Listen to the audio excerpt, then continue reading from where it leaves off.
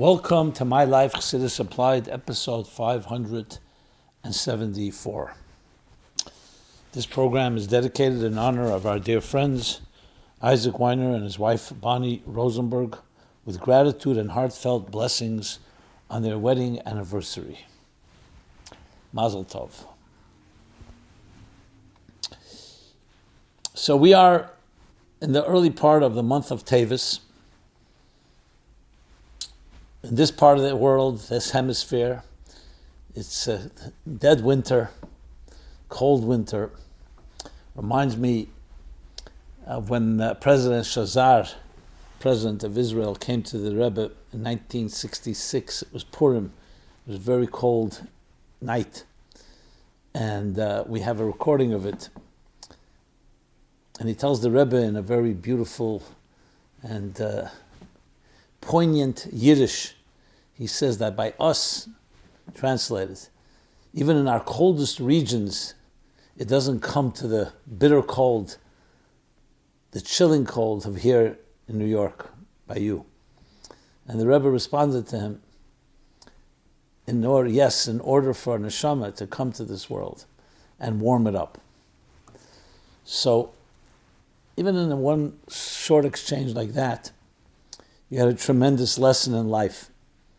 Number one, even when things may be a little uncomfortable, cold, dark, we have a mission.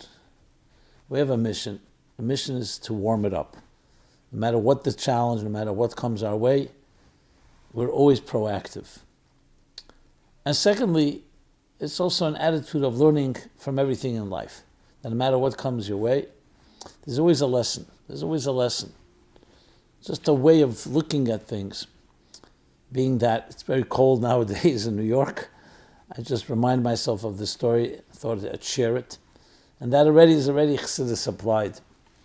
So when it's very hot, we have to perhaps sometimes cool it in a positive way, cooling in the Kedusha, of course.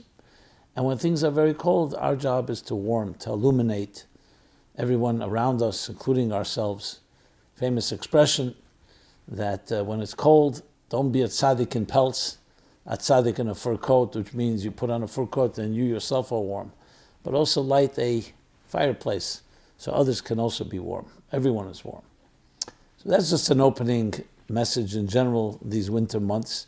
We discussed last week briefly, at least, month of Teves, the Gemara says, Guf nena min haguf. Because of the cold winter months, we are warm each other. And the guf nena min haguf, even on a physical level. Obviously, all in holy ways and sanctified ways and so on.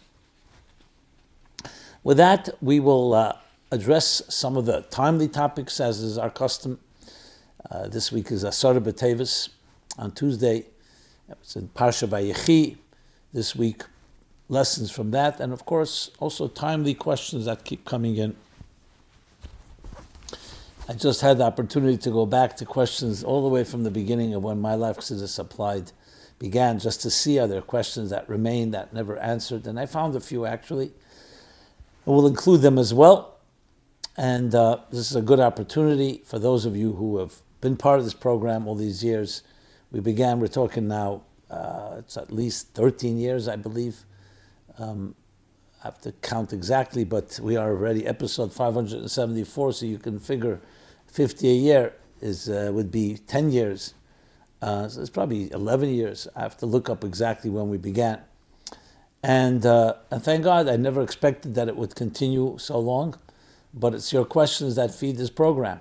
And we have a website, chassidusapplied.com, and now with AI, you can use AI tools to ask anything and access all the archives, and we have quite an extensive archive, and that to address any of your questions, chassidusapplied.com. There's a forum where you can submit any question, as has become the brand of this program. Nothing's taboo, nothing's off limits, everything is acceptable. As a rabbi told me, that even though he doesn't always have the opportunity to listen to all the answers, but the mere fact, and he reads the questions, the mere fact that there's a platform where people could ask questions, he knows how it's helped many people. Simply the validation of a question, to know you're not crazy, to know that you're not alone, to know that you're entitled and you have the right and the dignity to ask. that itself has value. And of course, the answers, we try to find them in the sources of Torah in general, especially Chassidus, of the Rabbeim, a letter, an answer, a farbrengen, a yechidus. And at times we have to extrapolate as well. But above all, what I find to be most gratifying is the interaction and the exchange that takes place, the cross-pollination, if you wish, which means that we all contribute to it. And thank God it's been continuing, and please keep your questions coming. And as I said, these are all fed by the questions of the audience, and thank you for that. So with that said, let us go into, after our opening about the winter and warming the winter, let's begin, being that Tuesday is Asarah B'Teves, and actually has a connection to the 8th of Teves and the 9th of Teves, as we shall see. So let's begin with that. And as always, this program is not dedicated strictly to halacha, meaning to answering halacha questions, though obviously it overlaps. It's mostly to, as the name implies, chassidus applied, applying chassidus, which means applying it to our personal and emotional, psychological, spiritual lives. So Asarah B'Teves, what is the significance of this day, and what lessons does it teach us, especially today, in our times? So as you know, Asarah B'Teves is one of the 4 fasts that are designated in the Torah itself, in the Nevi'im, the book of Yecheskel and other places, and book of Zechariah, where he says that the 4 fasts, which are connected to many tragic events, but primarily around the destruction of the Beis Hamikdash. So we have Asarah B'Teves, is when Nebuchadnezzar of Babylon, created encircled the city, and basically besieged the city. Motzach, he created a motzach around the city of Jerusalem. Then there's Shabbos B'Tammuz, the 17th of Tammuz, which is when the city was, when the wall was breached, the wall around Jerusalem. And of course, Tisha B'Av is the Tisha B'Av, the day of the actual destruction of the first temple and the second temple. Shabbos B'Tammuz, their opinions. The first temple for sure was breached on the 17th of Tammuz. The second temple was breached on the 17th of Tammuz. In the first temple, there were opinions that it was the 17th of Tammuz. There are other opinions as well. And then there's the fast of Sem Gedalia, which is also connected to the time of the Beis Hamikdash. There are other fasts, of course. We know there's Yom Kippur, there's Tainus Esther. But around the Beis Hamikdash, these are the fasts. So, of course, the obvious question is, since we're fasting on Tisha B'Av, and we fast on Shavuos B'Tammuz until Moshiach comes, when all these days will be Yehovchi Yom Meil L'Sason L'Simcha L'Meidim Tevim, so why is there yet another fast on Asarah B'Teves? It's true, it was the beginning of the encircling and the besieging of this, laying siege on Jerusalem, but why a special fast just for that? We know that unfortunately it would get worse. The wall would be breached, and then finally the Beis Hamikdash would be destroyed. So the Rebbe, interestingly, talks about this, though of course it's discussed in many Sfarim, but in Tavshin Lamed Ches, after the Rebbe had the heart attack, Shmini Atzeres that year, as we know, the Rebbe added, as it was his custom, any negative thing, he added twice as much, quantitatively, qualitatively, in Kedusha and holy things, in light. And one of the things the Rebbe added that year, and he was still speaking from his room on Asarah B'Teves, until the Rebbe had already come out Yotes Kislev, but Asarah B'Teves, he was, I believe it was, from his room. He said a maimer, he spoke by the evening, he spoke by day.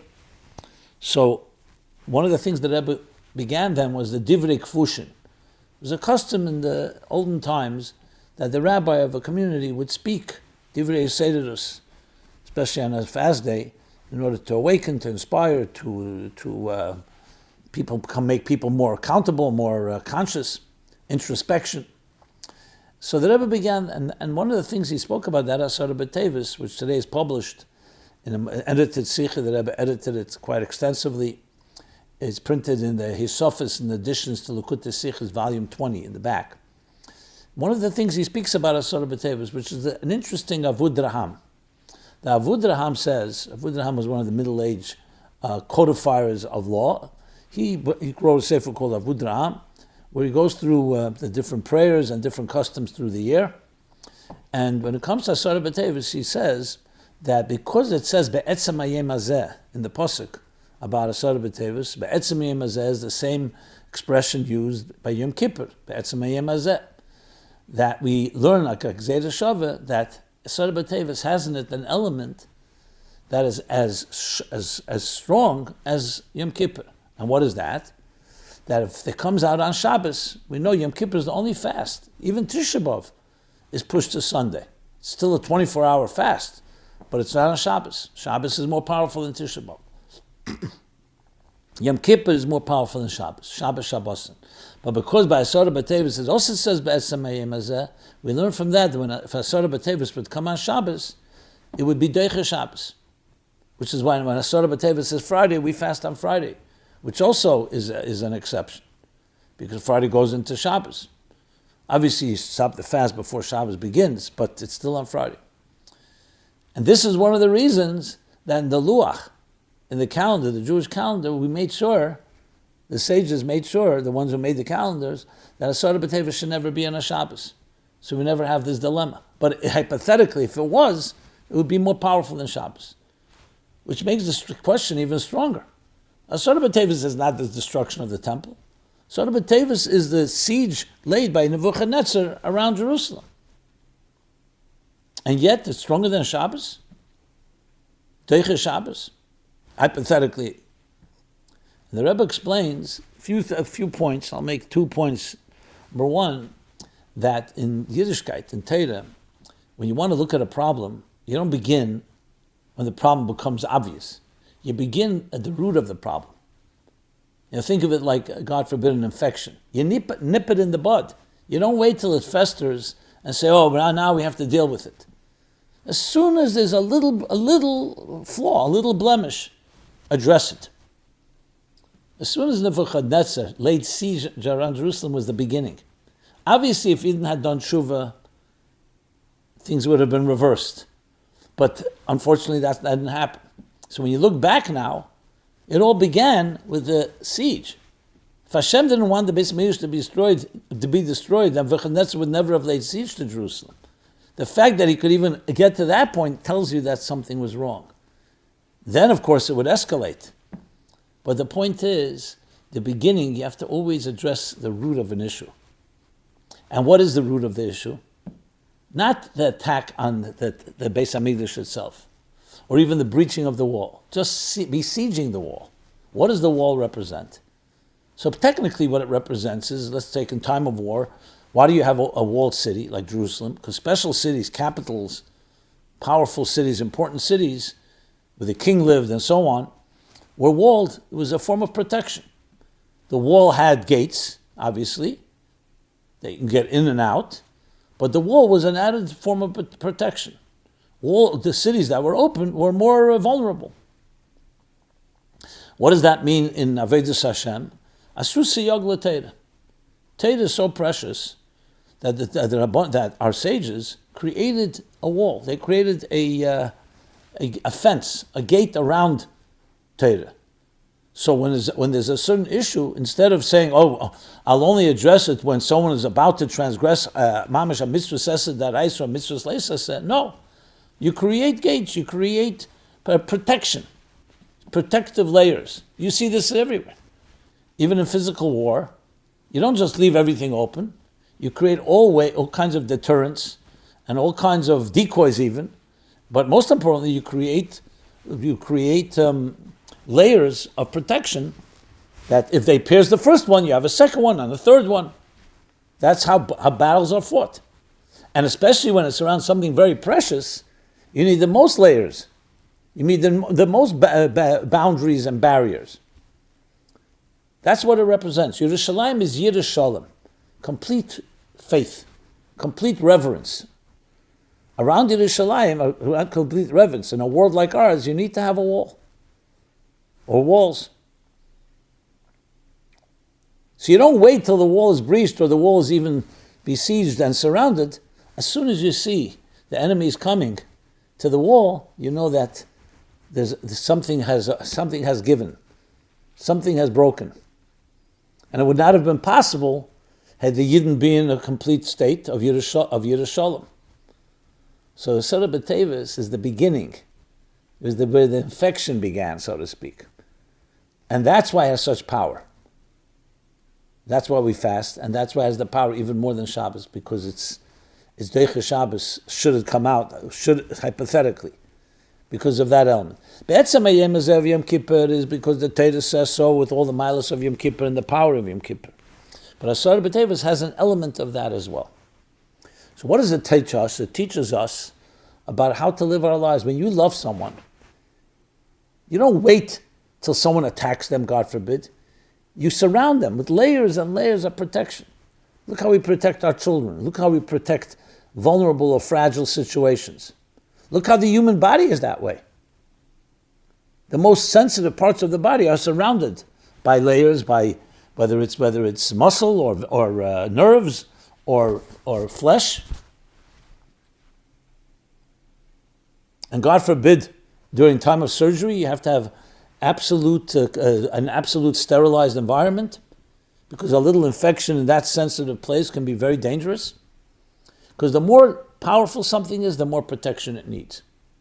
And this is the basis of so many halachas, hilchas yichud and other halachas, that you don't wait, you create all these protective measures, not to even get to a situation that would be dangerous, God forbid.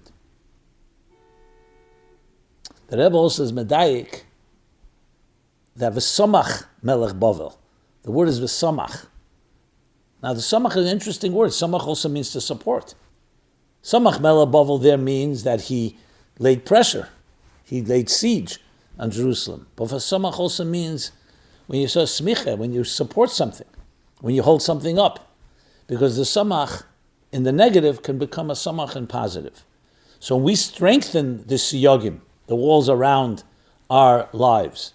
That you're not just mekayim a mitzvah, but you also mekayim the hidur. You do it with an extra precaution, with extra love, with extra care. That's a samach in a positive way. As a result of the concern, there shouldn't be a samach in the negative way. So Asarah B'Teves itself has a tremendous lesson. And interesting, going back to the point of the winter, cold months, what do? We add extra warmth, because cold can be dangerous, cold could be destructive. So the lesson is that we have to always, when you have a relationship with God, you don't just do the minimum, you do the maximum. And that's what a hidur mitzvah is, and that's lefnim mishuras hadin is. Everything we do, when you love something, you don't just do the amount that's necessary. You go far beyond the letter of the law.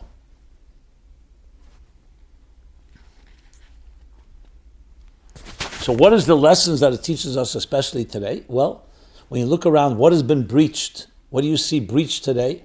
We have many blessings, but we see breach. We see a breach in many areas.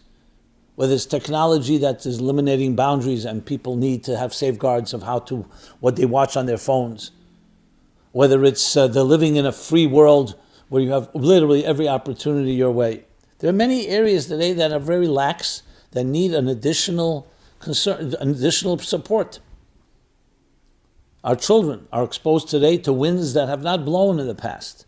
We lived once in very insulated and protected environments. So each of us, whether you're a parent or an educator, or in your own personal life, you don't wait till there's danger. You anticipate. You say, look, we live in a world where there's tremendous opportunities, but every opportunity also leads to challenges. Anticipating that is the Asarah B'Teves message. And doing something to strengthen. Again, you don't wait till there's a problem. You create insurance policies beforehand, preventive measures, preemptive measures. And this isn't only about sur merah. It's not just about avoiding the negative. It's a strengthening in a situation where people can be more vulnerable, be more exposed.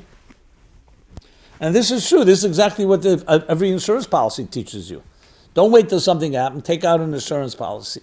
Not getting now whether we advocate for it or not advocate Everyone has to do what's right in a prudent way. But it's the whole concept is that you are creating protection before there's a problem. And that itself prevents it. I remember in Tov Mem Dalet it was, Parsha Pekudei, 1984. So Mitzvah Shabbos, that Mitzvah Shabbos was a Malava Malka for Hatzalah. Hatzalah had I think it was for Hatzalah has an organization, of course, that saves lives. They had the ambulance in front of 770. And the Rebbe spoke about it. He edited it afterwards. And the Rebbe said the mere fact that there's Hatzalah is already, like the Rambam says, that if you just follow what I write, in you say he writes about laws of healing and how to behave in a healthy way, just by following that, you'll prevent all the issues from coming in the first place. So the Rebbe said the same idea. The mere fact there's Hatzalah, this is called pas b'saleh.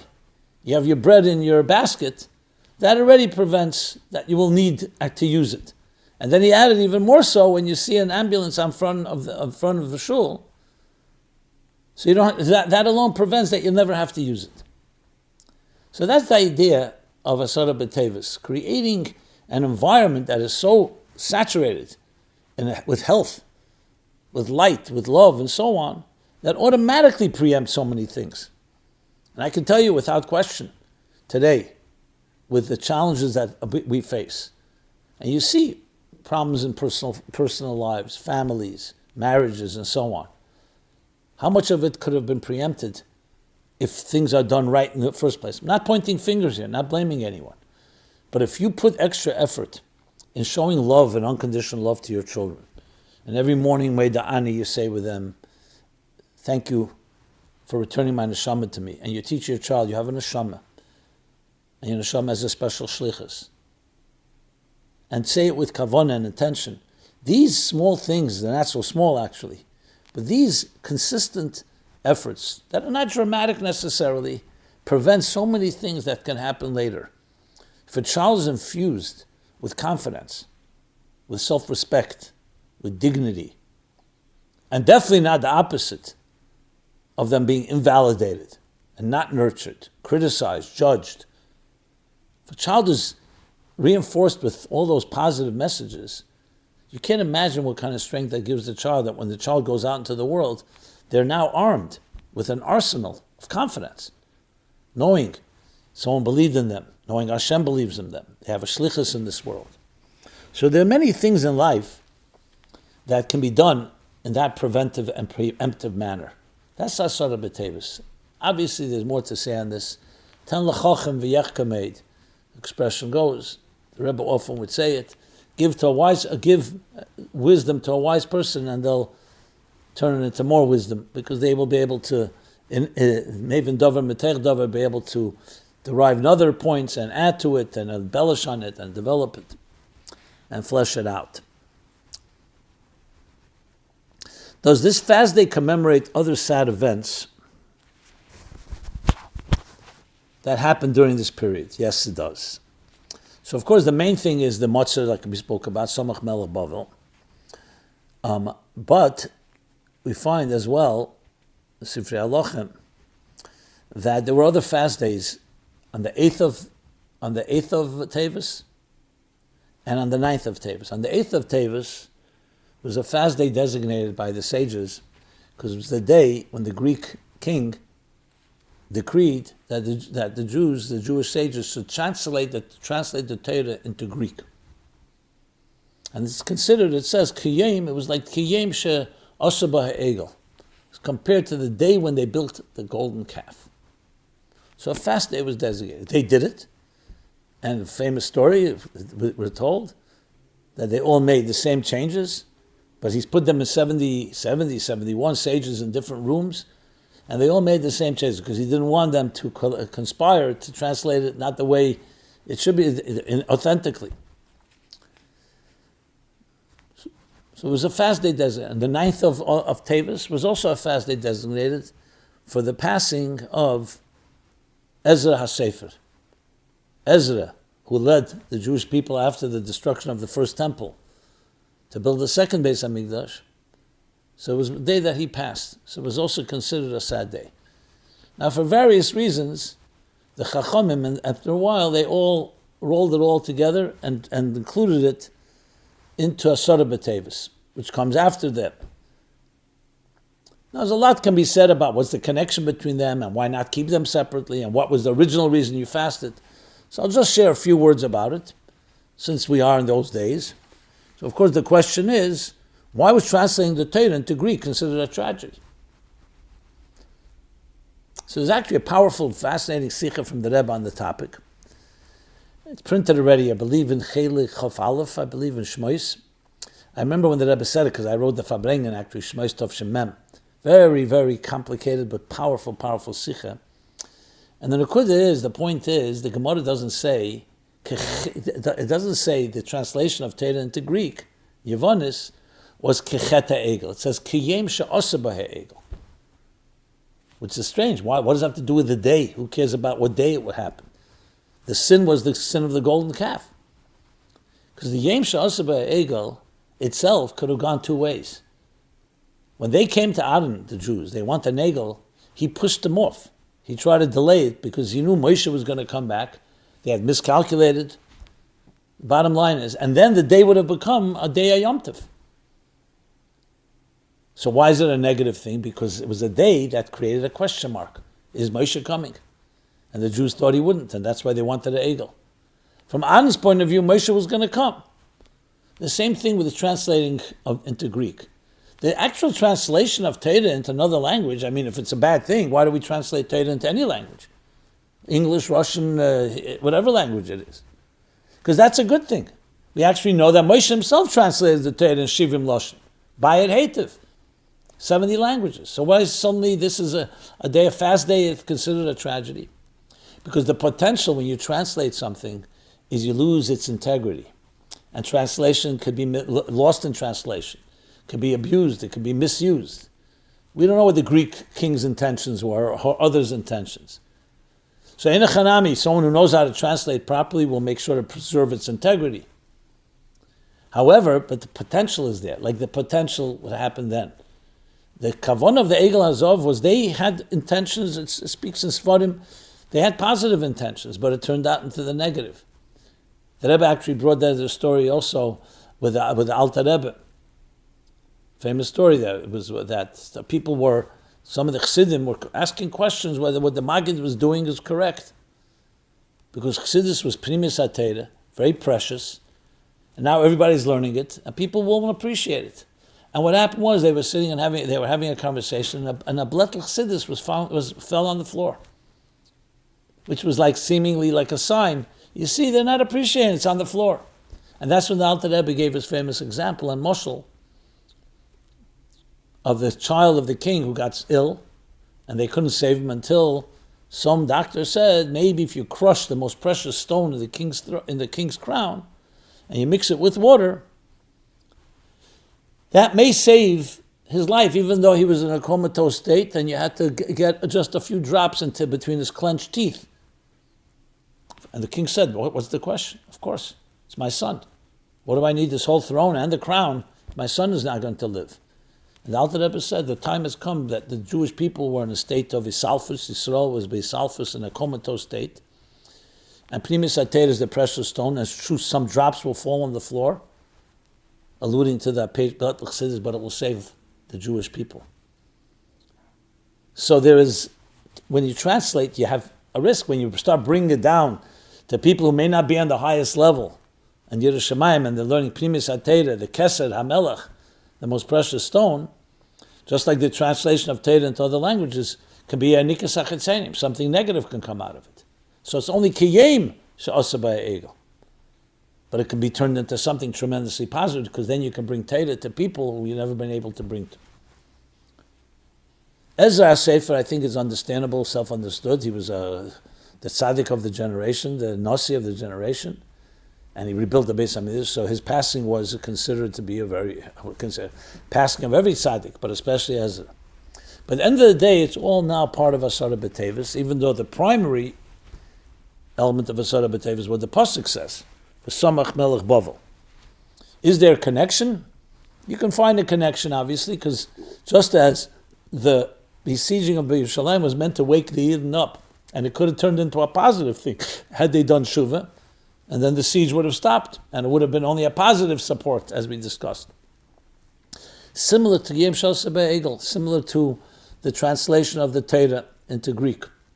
That on one hand it could lead to negative, but it could also lead to tremendously positive things. Okay. With that,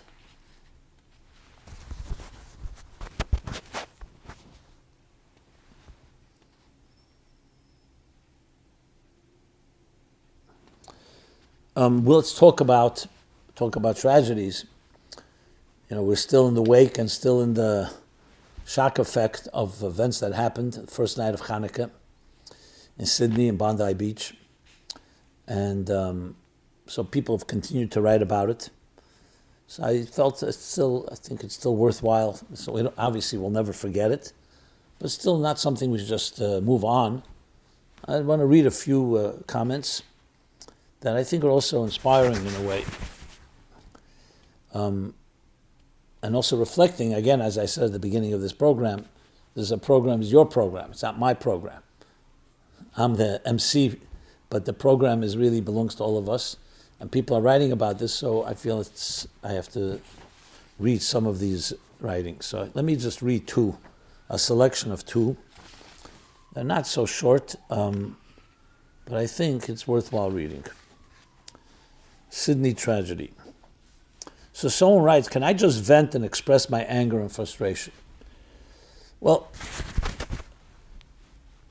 obviously you can do it as you see fit, but from a Torah point of view, yes. But just remember, the Torah also wants you to take that anger and frustration and channel it to something.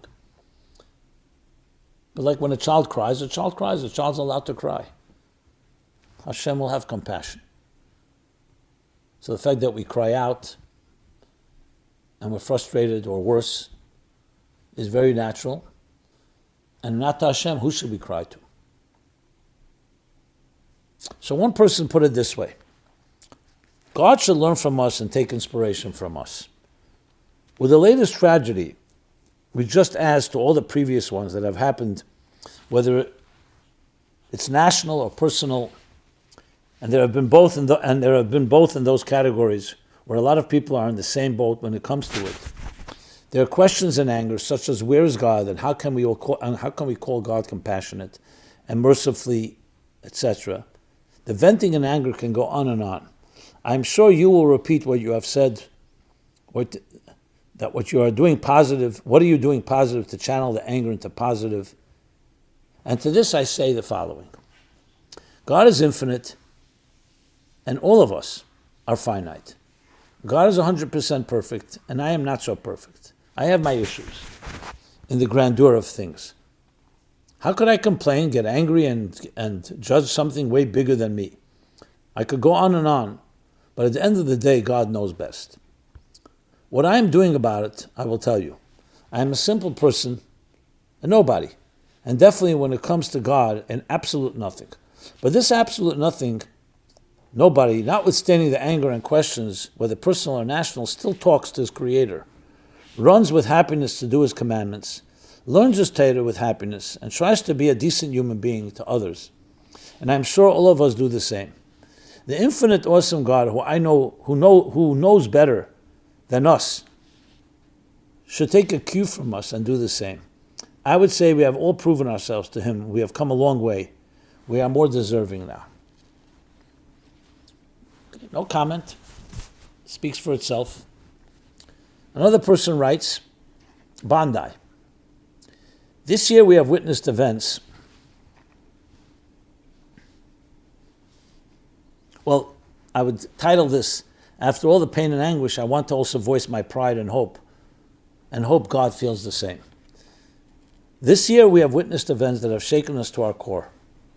Yom Kippur attack on a shul in Manchester, England, an unprecedented surge in anti-Semitic attacks across the world, and this past Sunday, the horrific attack at the Hanukkah menorah lighting in Bondi, claiming the lives of the Kedoshim.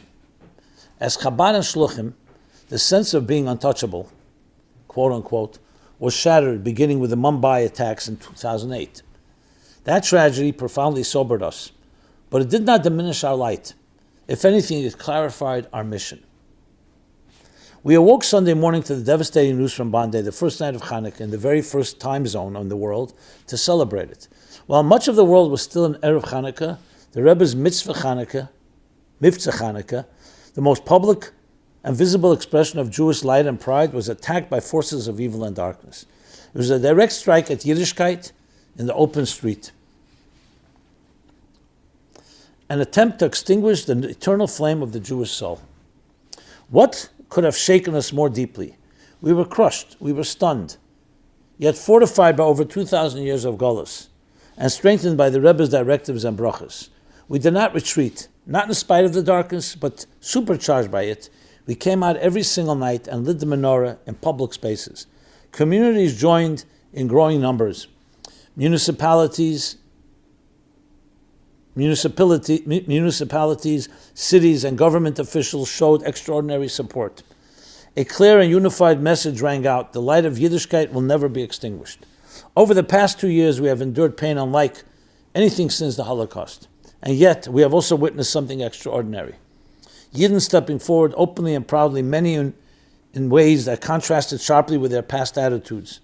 It was an awakening of the Jewish neshama on a scale rarely seen, a renewed connection to Torah and mitzvahs emerging from the depths of challenge. On the international stage, we are seeing the standing of Israel sink to historic lows, fueling anti-Semitism and hatred against Jews worldwide.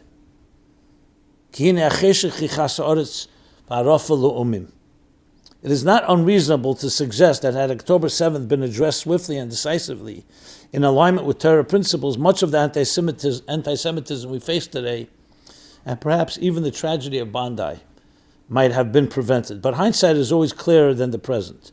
It is evident that the playing field must be rewritten and retooled entirely. Going forward, we must add light not for 8 nights alone, but for all 365 days of the year. The Rebbe spoke about expanding Hanukkah beyond Kislev into Teves and onward. The moment demands that we take this to the next level. We must not only be a light unto ourselves, but on Legoyim, a light unto nations. At a time when the Jewish state is perceived at its lowest, we must reverse that perception through resurgence of Torah mitzvahs, spreading light to the farthest corners of existence. This light is not meant for Jews alone, but for every human being. We must illuminate even the smallest cracks and crevices until darkness itself has nowhere left to hide. Torah and mitzvahs must be carried proudly and confidently into the streets. They must become the unmistakable beacon of Yiddishkeit expressed with unprecedented Jewish pride. If a lack of confidence and pride contributed to where we are today, then the correction must be its opposite.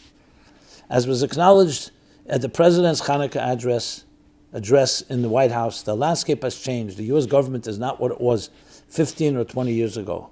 Advocacy organizations are not what they once were. We can no longer rely on others to save us. The work must begin on the ground, in every community, in every city, through authentic Torah, true Jewish pride. The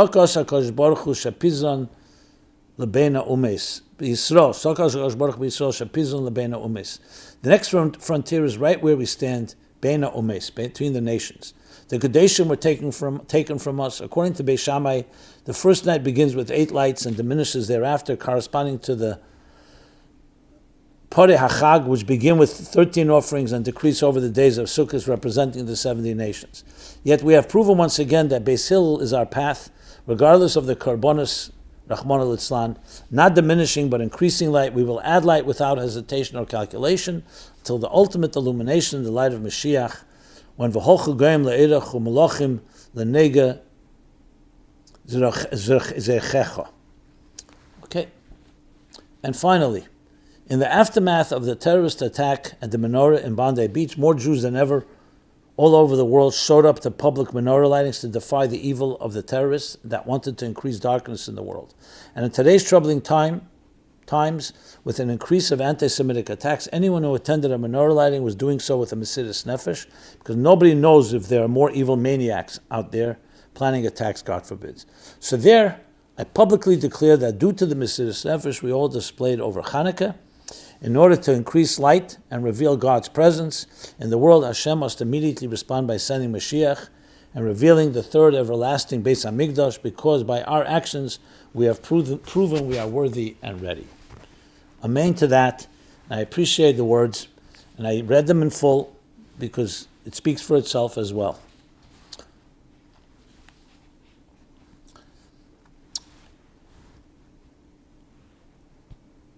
Why? Covering that, we'll go over some follow-up to Hei Teves. Someone asks, where does the expression didan notzach originate?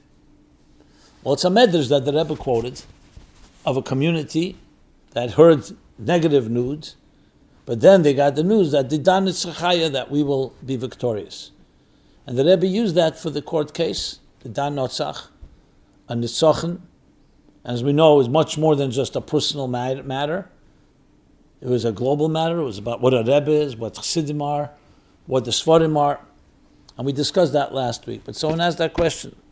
And I especially chose to read it because that's what we're looking for now, a total didan notzach over this Golus, and with the Gula Mitzvah Vashlema, as was so eloquently written by the previous submissions. Let us now talk about Parshas Vayechi. It's the last parsha in Sefer Bereshis. So the obvious first question is always, what lessons do we learn from living with the times with this week's Torah portion? So there are many lessons from Vayechi. The most immediate one is the very name of the chapter, even though it's talking about already the end of Yaakov's life. Vayechi Yaakov Beretz Mitzrayim Shvas Rishona Gematria Tev, the best years. But it's the end of his life. So similar to Chai Asarah, why would the chapter be called Vayechi? Vayechi Yaakov, when you're talking about the end of his life and what happens afterwards. Because that's where you see the real life of a person. Tzadikim gam b'misosan kruim chaim, especially Yaakov Avinu leimes, mazari b'chaim, afu b'chaim. So he continues on. And where do you see it? After. While he's alive, he's alive. And of course he has his influence, and Yaakov had tremendous influence. But the true life is when you see it afterwards, and till this day. Another immediate lesson is powerful sikh of the Rebbe, Tovshim Memches. Chazak, Chazak, it's a parsha Chazak. The Rebbe explained why Yaakov insisted that he be buried in Moras HaMachpelah. Yosef remained in Mitzrayim. Because Yosef's inyan, and the Rebbe said the same thing with the Yosef of our generation, the Frierdiker Rebbe, is to comfort the people, the Jews, that while you're going to be in your difficult and arduous golus of Mitzrayim, remember my promise, my oath, my vow, that I will return with you when we leave this God-forsaken place. So Yosef remained with Yidden in golus. And knowing all the time that whenever they needed a little hope, a little inspiration, they remember Atzomas Yosef, the bones of Yosef, would have to return, and they would return with Yosef. Same thing with the Frierdiker Rebbe. That the tzaddikim remain with us in Golus. Like it says, B'ashchinta begalusa, ime anechi betzara. And it gives us the strength that we will ultimately come out of it. Which leads us to, right in the beginning of the parsha, Rashi brings why this parsha is stuma. Every parsha has a connection, is open. This parsha is a closed parsha, it's called. Because the way you write in a Sefer Torah, it's like the closed, it's like a parsha closed from the previous parsha. Why? Because Bikish Yaakov legalis saketz. Yaakov wanted to reveal to his children that yes, you'll be in Golus, but you're going to go out of the Golus, and he was going to tell them when. But the Eibishter concealed it from him, did not let him, and he changed the subject, and he could not reveal it. Simple pshat is that he himself, it was concealed from him. So the question, of course, is what's going on? What's the Havamina? Why did he consider doing it, and why did Hashem not let? Why did Yaakov initially think it was a good idea to reveal when Moshiach would come? And then comes why did Yaakov And then why was he prevented from revealing it? So the Rebbe has a very powerful sikha as well on this. And the Nukuda is the following. Yaakov wanted to give them strength, that even though you're going to go through a difficult galus, but know there's a ketz is coming. And he wanted to tell them so they look forward. But the kavanah is not that. The kavanah is that the Yidden should want it from there. They should initiate it from there. Had Yaakov given it to them from above, it would ultimately not be completely their own effort. And I remember when the Rebbe spoke and he said, "Stell sich vor, was wird Yaakov gesagt?" This was Tov Shem Amalef, and the Rebbe spoke. He says, "That's nach sein Yor Tov Shem Amalef and the Gula wird kommen." How would that strengthen them? That they have to wait thousands of years? Now, Yaakov, you could say, at the time felt or believed that it would happen right away, but he knew when the ketz was. And B'Poel didn't come out. I mean, then obviously the hope was Gula would come right away, but by not telling them, the hope was always there. But this now comes from them. It wasn't coming Malmaila, from Yaakov. It was their Amunah, which again overemphasizes our work, the effort from below, which is so critical in this whole process, because that's the Dira B'Tachtenim, through our effort. Many ways it comes to explain, not to explain with a reason, Gimel Tammuz, but what our avodah is today. That after the fact of Gimel Tammuz, now then it has to come, the initiative has to be generated by us. As the Rebbe said, tut alles was you can, do everything you can. What is, the parsha continues with the brachas that Yaakov gives to Menashe and Ephraim. So a question was asked, if we include Menashe and Ephraim as tribes, why are there 12 tribes and not 14? So the answer is because the 12 tribes includes Yosef. But Yosef, because the schus of Menashe and Ephraim, Yosef breaks into two. So it's 12 that becomes like 14. But it's still 12 tribes. The Menashe and Ephraim are joined together instead of Yosef. You don't have Yosef, Menashe, and Ephraim. So Yosef would be 12. If you won't count Yosef, you count Menashe and Ephraim, so it's 13 and 14. So it's really 13 tribes, to be honest, if you think about it that way. That's why in some places it does say Yud Gimel. But it's Yud Bey Shifte Yud Kei. What that means in Apirsidis is that Yosef is the general flow of that Shevet. Yosef itself branches into two, Menashe and Ephraim, which reflect two different tracks of the avodah of Yosef. Both were born in Mitzrayim, as their names imply, which is discussed elsewhere, not going to get it right now. And finally, with the parsha, someone asks, what is the difference between Reuven and Shimon in our personal avodah? So Chassidus talks about Reuven coming from the word Ru'uriyah, Shimon coming from the word Shemiah, hearing. Which is better and a deeper faculty to understand godliness? Is it wrong to assume hearing is better because our most important prayer, the Shema, tells us to hear that God is one? So the mere fact that there are two such shvatim tells you there's yesh b'zeh, mashein b'zeh. There's riyah and there's shmiya. We know Chassidus talks about the avodah b'chinas riyah, b'chinas shmiya. So riyah, the maila, is the obvious maila that when you kiven the chazur, once you see something, there's a certain hisamtus, a certain resonating truth that's undeniable. That's why eined nasa dayan. A person who witnessed with their own eyes something cannot be a judge in that case, because seeing is so real, they would never be able to be objective.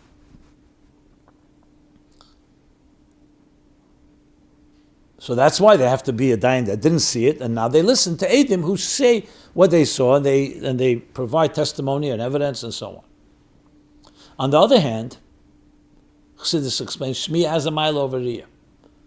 In Shmiya, it's more internalized. When you see something, there's a truth to it, but you don't necessarily understand it. You can see a beautiful thing, in one shot you see it, there's a certain clarity. But if someone asks you to explain it, not necessarily. Shmiya, when you hear about it, you piece it together piece by piece. Riyah is like Mamayl Lamati. You see the whole, one snapshot, one picture, one image. Skira achas. One vision. In Shmiya, you piece it together. You hear this detail and that detail. So you could slowly build it up. You don't have the resonating hisamtus of Riyah, but you have a certain clarity that comes from internal, more mamata lamayla, and remains with you, and you understand it. So you really need both, Riyah and Shmiya. Interestingly, Shmiya has another maila, as we see from the halacha, negative halacha, that God forbid if somebody causes someone to be blind, they have to pay, but not pay the value of that person's life. If someone causes someone to be deaf, it's considered like you killed them. Because pi halacha, to not see is a terrible thing, but to not hear is far more a bigger handicap. So you see the maila of Shmiya over Riyah. And that's why Shema Yisrael, there's sometimes Riyah. Ata hareis ladas. Generally, mamayla matla, but you want both. You want the maila of Riyah, but you want also the maila of the pnimius that Shmiya provides. And there's shvatim, of course, each one of us has all the shvatim within us. So we have all these avodas within us. Of course, the other shvatim as well, including Menashe and Ephraim. A few questions that came in that are really timeless, not particular time, and I'll begin with the one on hiskashrus. What does hiskashrus to the Rebbe exactly mean?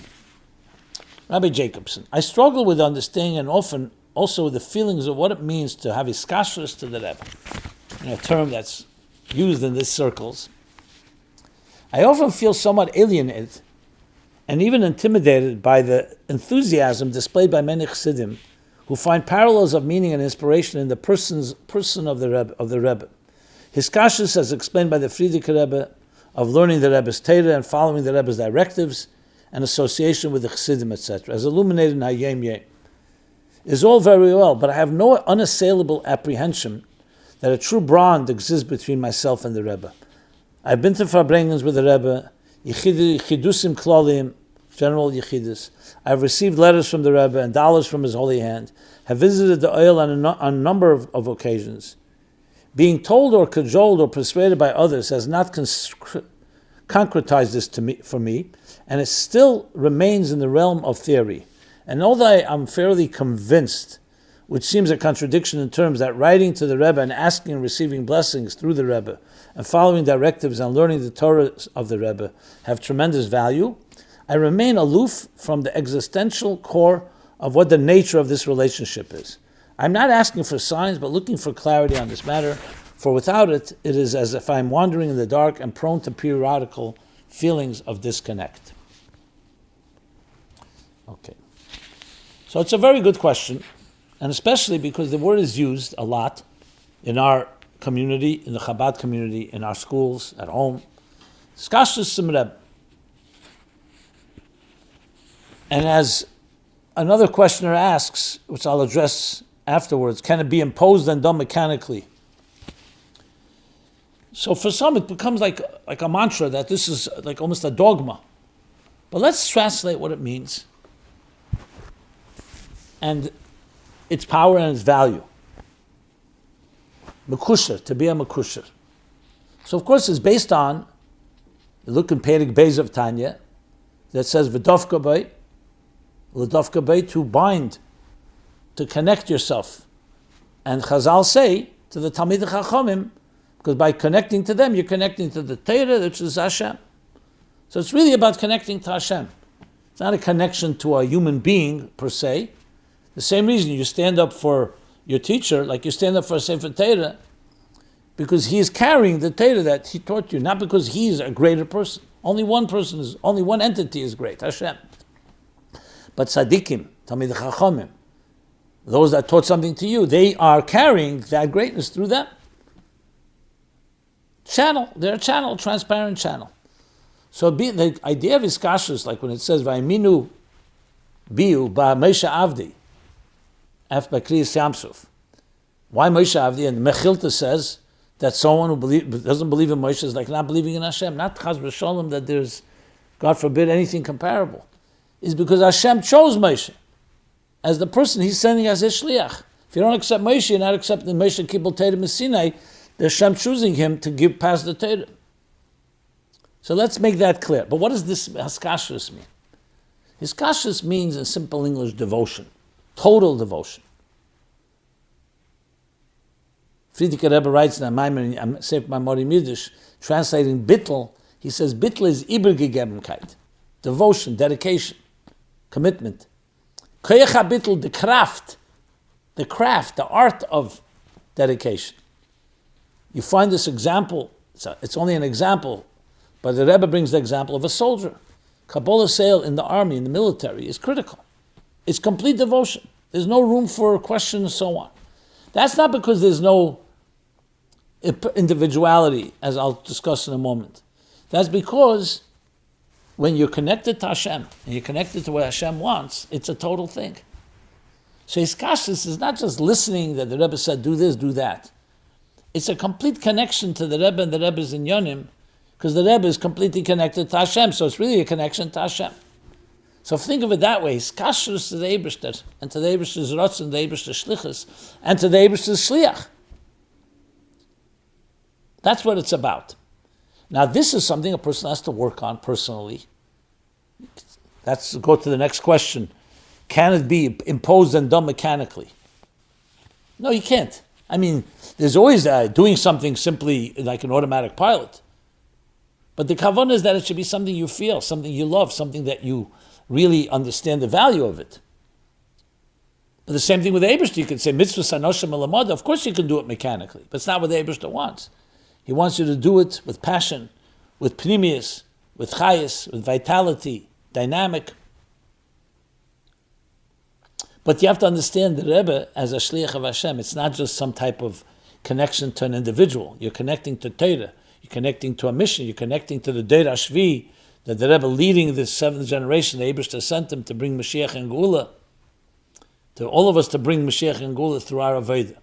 So you're connecting. It's like a total, absolute commitment to your mission. I remember someone once asking me this question. Someone who grew up in a Chabad system.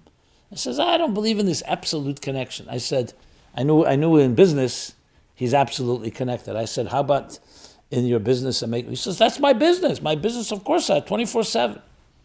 Because he found that to be valuable. So I said to him, sadly, you just don't see the value in it. But if you did, you wouldn't ask me why, about hiskashrus.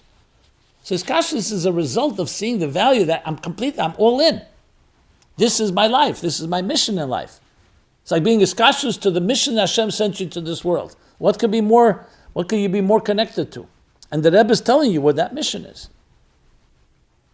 That's a more batish way explaining it. Obviously, there's deeper levels of understanding that you start getting into the concept of yechida. Yechida is the yechida of a neshama connecting to the yechida of the Rebbe. Neshama klolis, the things he talks about in Pedig Beis of Tanya. But overall, in as I said, I don't know, the word is practical. It's the idea, unfortunately, we live in a world where people are not committed to anything except themselves, and even that not always. Hiskashrus declares and compels us, it behooves us and challenges us, what are you committed to? Completely committed to.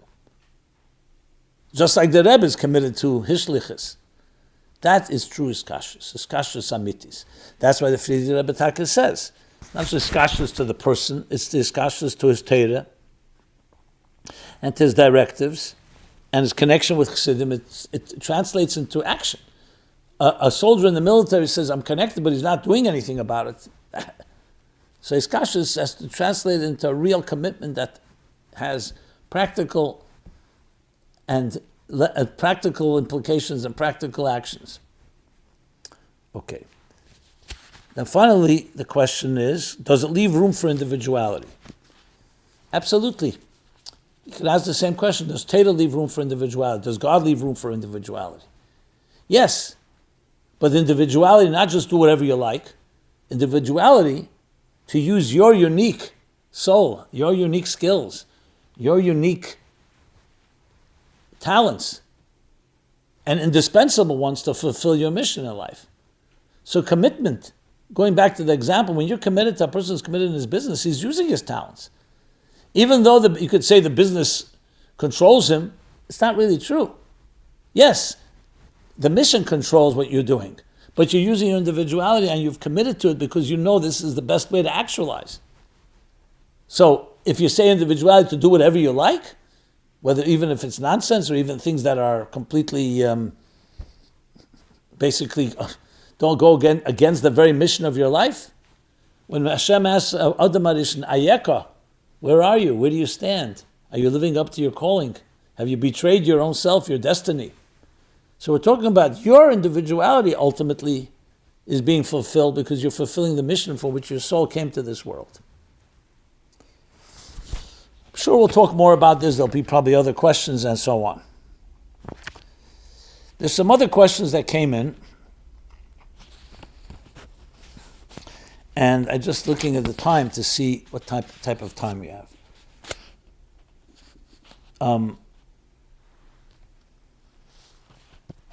So I think I'll move those questions to next week. I will definitely address them. But let me conclude with the following.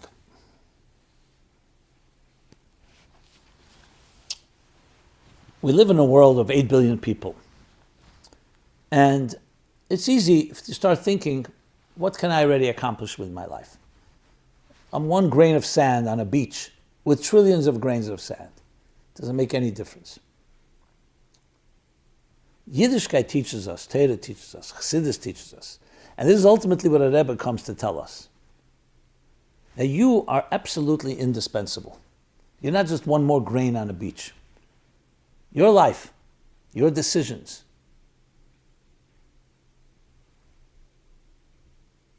your actions change reality.